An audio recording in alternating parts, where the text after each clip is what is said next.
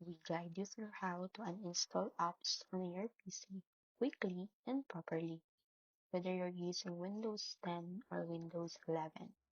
First, click the Start menu and type Add or Remove Programs, then press Enter to open your installed apps list.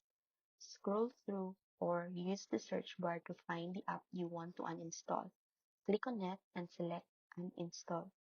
Follow the on-screen prompts. Some apps will remove instantly, while others may ask for confirmation or additional steps.